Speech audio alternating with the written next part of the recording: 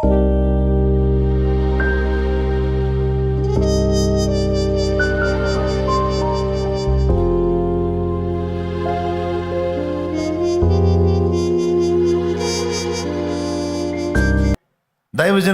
వృద్ధాప్యం వచ్చి పరిచర్య చేయలేను, ఇంకా నా వల్ల కాదని విసుగు చెంది ఈ ఒక్క కూటానికి వెళ్ళి ఇక మానుకుంటానని ఆ రోజు కూటానికి సిద్ధపరచబడ్డాడట. ఆయన వెళ్ళడానికి టైంకి చూస్తే ఏ వాహనం లేదు. ఆ ఊళ్ళో ఎడ్ల బండి కట్టి ఆయన ఒక ఆయన ఉంటే ఆయన దగ్గరికి పోయాడు.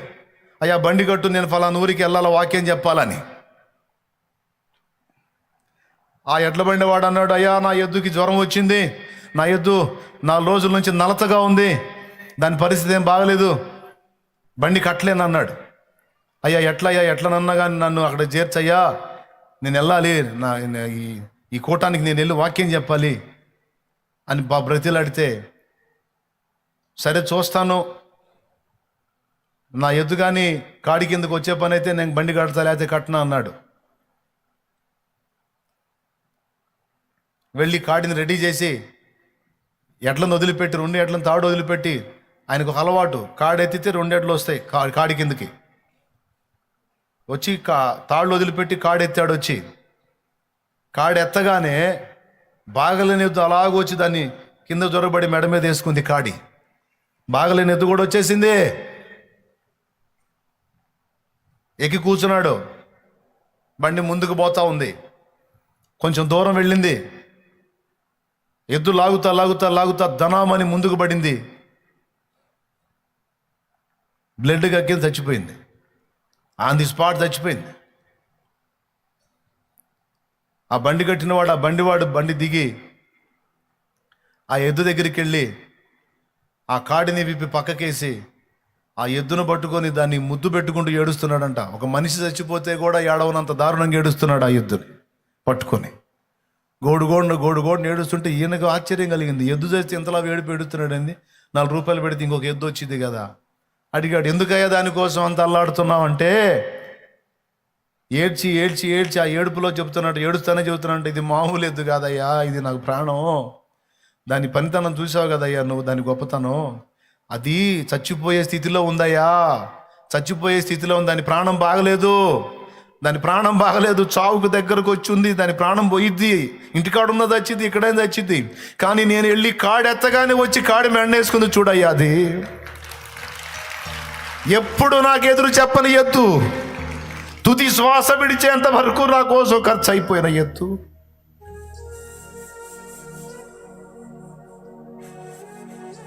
కాడి మోసే పనిలోనే కన్ను మూసిన ఎత్తు. ఇట్లాంటి నమ్మకం దొరికింది నాకు. ఏడ్చాడు బోర్న. దైవజనుడికి సిగ్గేసింది. ఈ ఎద్దును గూర్చి ఆ యజమానుడు అన్న మాట నా తండ్రి నన్ను గూర్చి అంటాడా? అయ్యో అనడు కదా. ఎందుకంటే కొంచెం బలహీనంగా ఉంటే ఆ బలహీనతను చూపించుకొని నా వల్ల కావట్లేదు, నేను చేయలేను, నా వల్ల కాదు, నేను చేయలేను అంటే నా ప్రభు నా గురించి ఈ మాట అనగలడా?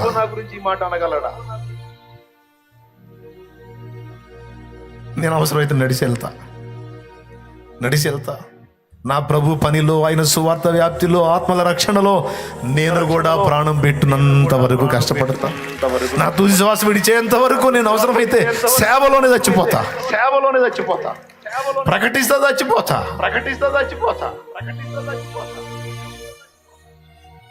నోరు లేని పశువుకున్న నమ్మకత్వం నాకుండకపోతే,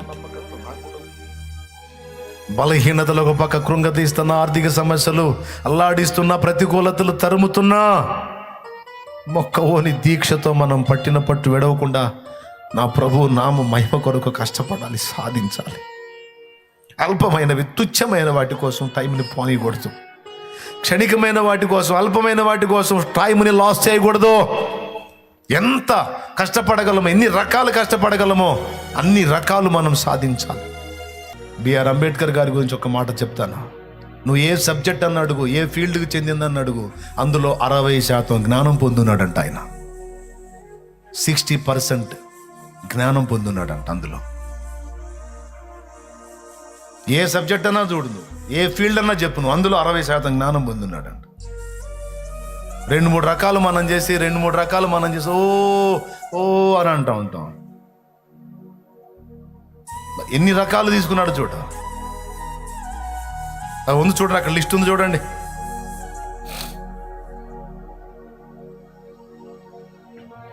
ప్రియులారా, యజమానుడు మెచ్చుకునే విధంగా కష్టపడిన సాక్ష్యం ఉండాలి. నా బిడ్డ ఒక్క రోజు కూడా ఊరుకుండలేదురా. నా బిడ్డ తిరుగుతానే ఉన్నాడు, కష్టపడుతూనే ఉన్నాడు. నా కుమారుడు కష్టపడ్డాడు, నా కుమార్తె కష్టపడ్డాడు. నమ్మకమైన బిడ్డలు, నా బిడ్డలు ఆత్మల కోసం ప్రయాసపడ్డారు. సమాజాన్ని కూడా ఆర్థికంగా ఉద్ధరించడానికి సమాజంలో నాకు ఆశ అండి. భౌతికంగా ఏం ఆశ తెలుసా నాకు? నేను నిజం, మీరు నమ్మని నమ్మకండి, నేను లోకంలో పనిచేసేటప్పుడు కూడా నాకున్న ఆశ ఏందో చెప్తాను మీకు. నేనొక్కడిని పనిచేసి నేనొక్కడిని చేసి నా ఒక్క కుటుంబం బతికించుకోవడానికి ఇష్టం ఉండేది కాదు. నాతో పాటు నలుగురికి పని చూపించే స్థితిలో నేను ఉండాలని ఆశపడ్డాను. నేనొక్కడిని నా ఒక కుటుంబం కడుపు నింపటం కాదు, నేను కల్పించే పనితో 4 కుటుంబాల కడుపులు నిండాలి, నలుగురు బతకాలి. నలుగురు బతకాలండి. నేను ఒక్కడిని జాబ్ పొందడం కాదు, నలుగురికి జాబ్ ఇచ్చే స్థితిలో ఉండాలి. న్యాయించాలి. నేను 10 మందికి పని చూపించేంత పొజిషన్లో ఉండాలి. నేను బతకాలి, భౌతికంగా నలుగురిని బతికించాలి. ఆత్మీయంగా కూడా నేను బ్రతకాలి, 4 ఆత్మల్ని రక్షించాలి.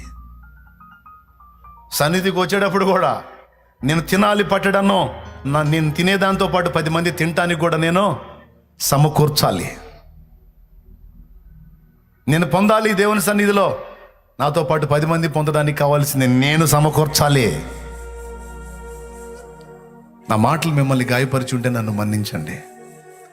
కర్తవ్యాన్ని బోధిస్తే, కుటుంబ వ్యవస్థలో వ్యవహరించాల్సిన తీరుతెన్నులు బోధించి నేను చెప్పిన దైవికమైనవని మీకు అనిపిస్తే తప్పకుండా వాటిని అనుసరించండి. రోషం లేని బతుకు, దిగజారిన బతుకు మనం బ్రతకూడదు. దేవుని ఎరిగిన వారమే మనం బతకూడదు. గురి లేని బతుకు బతకూడదు. ఏదైనా ఒక పట్టు పడితే దాన్ని సాధించిన దాకా నిద్రపోకూడదు.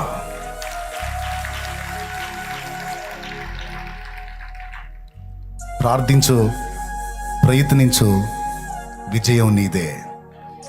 ప్రార్థించు, ప్రయత్నించు, ఖచ్చితంగా నీ పరిస్థితి మారిద్ది.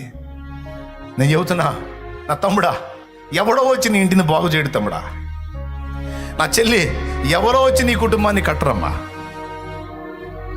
ఎవరో వచ్చి నీ ఊరిని బాగు చేయడు, ఎవడో వచ్చి నీ సమాజాన్ని బాగు చేయడు. నువ్వు నీ కుటుంబంలో కనీసం నువ్వు ఒక్కడివన్నా, నువ్వు ఒక్కదానివన్నా నడుం కట్టి కుటుంబాన్ని ఒక క్రమంలో నీకు తీసుకొని రాకపోతే ఎవడు బాగు చేస్తాడు? నువ్వు నడుం కట్టావా? అట్లయితే నిన్ను దీవించి నీ ద్వారా నీ కుటుంబాన్ని ఒడ్డుకు తీసుకొస్తాడు నా దేవుడు. నీ సమాజాన్ని ఉద్ధరించడానికి నువ్వు నడుం కట్టావా? అట్లయితే నిన్ను వాడుకొని నీ సమాజాన్ని కొలిక్కి తెస్తాడు నా దేవుడు. ఎవరు బాగు చేస్తారు? వచ్చి ఎవడు పూనుకుంటాడు? వచ్చి నీ కుటుంబాన్ని బాగు చేయడానికి నువ్వే పూనుకోవాలి. ప్రార్థించాలి, ప్రయాసపడాలి, ప్రయత్నించాలి. నీ సమాజం కోసం ప్రార్థించాలి, నీ వంతు ప్రయత్నం నువ్వు చేయాలి. చిలకలూరిపేట అంటే చెప్పుకోవడానికి సిగ్గు మాకు. చిలకలూరిపేట మీది ఏ ఊరని హైదరాబాద్లో ఎవడన్నా మమ్మల్ని అడిగితే గుంటూరు అంటాం. గుంటూరేనా పక్కన అంటే మళ్ళీ అబద్ధం చెప్పలేక సగం నిజం. గుంటూరు పక్కనలే అంటాం. గుంటూరు పక్కన అంటే ఎక్కడంటే నరసరావుపేట పక్కనలే అంటాం. నరసరావుపేట పక్కన ఒకడు మొండోడు ఉంటాడు, వదిలిపెట్టాడు ఒక పట్టాను అడుగుతూనే ఉంటాడు. చివరికి చిలకలూరిపేట అని చెప్పాలా. ఆ మాట అనగానే వాడు నెక్స్ట్ అనే మాట ఏంటో తెలుసా? చిలకలూరిపేటనా? మరి ఆ ముక్క చెప్పొచ్చుగా, చిలకలు ఉంటాయంటగా మీ ఊర్లోనే. వాడు ఏ ఊర్లో లేవు చిలకలు అని వాడు కావాలని ఎందుకు? వేశ్యావృత్తిలో బ్రతికే వాళ్ళు మీ ఊర్లో ఉన్నారంటే. చిలకలూరిపేట అంటే డ్యాన్స్ పార్టీలు వేసేవాళ్ళు, వేశ్యావృత్తిలో బ్రతికేవాళ్ళు, ఇలాంటి విషయాలు మాట్లాడేవాళ్ళు. చాలా బాధపడ్డా, చాలా దుఃఖపడ్డా. ఒక్కొక్కసారి మోకాళ్ళలోని బోరం ఏడ్చి ప్రార్థించాను. నా జ్ఞాపకం, నా ఊరి పేరు, ఈ అడ్రస్, స్థితిగతులు మారాలి ప్రభువా. ఇది చెడుతనానికి కేరాఫ్గా ఉండకూడదు, ఇది ఆత్మల రక్షణకు కేరాఫ్గా ఉండాలి ప్రభువా. ఆత్మల రక్షణకు కేరాఫ్గా ఉండాలి. ఇక్కడ నుంచి ఎక్కడెక్కడికో పోవటం కాదు, రాష్ట్రాల నలుమూలల నుంచి చిలకలూరిపేటకు రావాలి ప్రభువా, చిలకలూరిపేటకు రావాలి ప్రభువా, చిలకలూరిపేటకు రావాలి. నువ్వు కదులు ప్రభువా, నువ్వు ఉజ్జీవం తీసుకొని రా ప్రభువా, లేకపోతే నా ప్రాణం తీసుకో ప్రభువా. ప్రార్థన చేసా, చేయండి, నేను చెప్పట్లా. ఆ సమాజ స్థితిని మార్చనప్పుడు, నా సమాజం యొక్క గతిని మార్చలేనప్పుడు, సాక్ష్యాన్ని మార్చలేనప్పుడు, కుటుంబ పరిస్థితులు మార్చలేనప్పుడు నా బ్రతుకు అర్థం లేదు, నా అంతటా నేను చేస్తే నరకానికి వెళ్తాను, నా ప్రాణం నువ్వు తీసుకో, ఇతరులకు, కుటుంబానికి, సమాజానికి ఉపయోగపడే నీ బ్రతుకు ఉండేమి చచ్చినయం ప్రభువా తీసుకో. నా ప్రార్థనలన్నీ నా దేవుని సన్నిధిలో వినబడ్డాయి.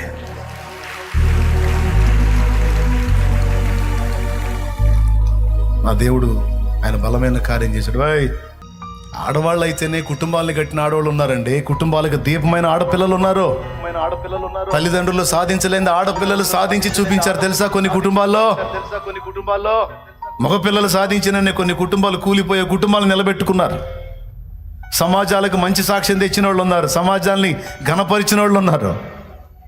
ఈరోజు మనకి మంచి ఆశ్రయపురం యేసయ్య ఉన్నాడు. మనకి ప్రార్థించు, ప్రయత్నించు, ప్రార్థించు, కష్టపడో, శ్రమపడో,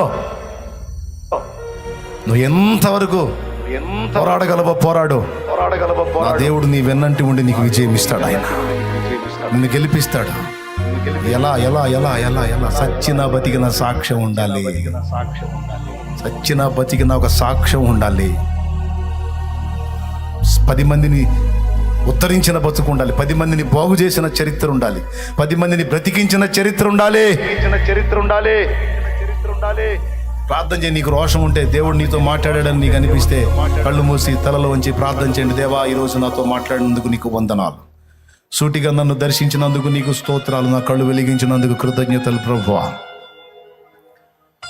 ఈరోజు నా ప్రభువా, ఈరోజు నువ్వు అందించిన మాట సోమరితనం, దానివల్ల కలిగేటువంటి నష్టం మా ఆత్మీయ జీవితాన్ని నాశనం చేస్తుంది నాయన.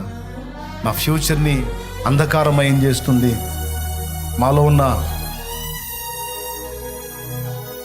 దర్శనాన్ని పోగొడుతుంది, ప్రత్యక్షతను పోగొడుతుంది, మాలో శరీర క్రియలు రెచ్చగొడుతుంది.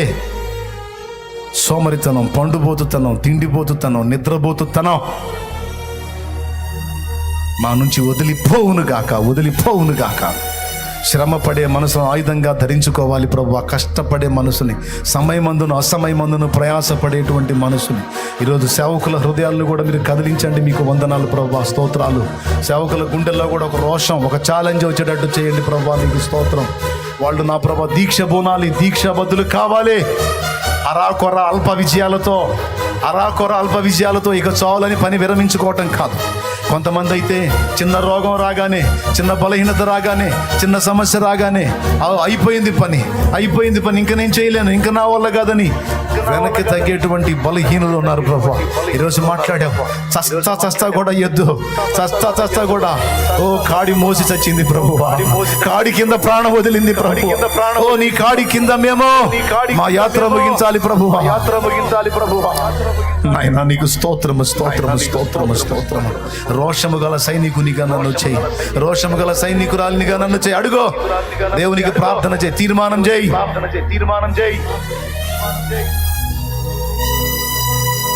నీకు స్తోత్రము తండ్రి. అందరూ లైవ్ లో ఉన్నాళ్ళు, జూమ్ లో ఉన్నాళ్ళు. నీ కుటుంబాన్ని నువ్వే ఉద్ధరించాలి, నీ సమాజాన్ని నువ్వే ఉద్ధరించాలి. మనం బ్రతకాలి, భౌతికంగాను ఆత్మీయంగాను అనేక మందిని బతికించాలి. బిడ్డ గుర్తుపెట్టుకో, మనం బ్రతకాలి, అనేక మందిని బతికించాలిరా. అది జీవితం తల్లి, అదిరా లైఫ్. ఆత్మీయంగా బతికించాలి, భౌతికంగా బ్రతికించాలి. అన్నం లేక అలమటించే 10 మందికి పట్టాడు అన్నం పెట్టగలిగే కృప నాకు ఇవ్వయ్యా అని అడుగు దేవుణ్ణి. 10 మందికి అంత అన్నం పెట్టగలిగే స్తోమత నాకు ఇవ్వమని అడుగు. 10 మందికి పని చూపించగలిగే స్థాయిని నాకు ఇవ్వమని అడుగు.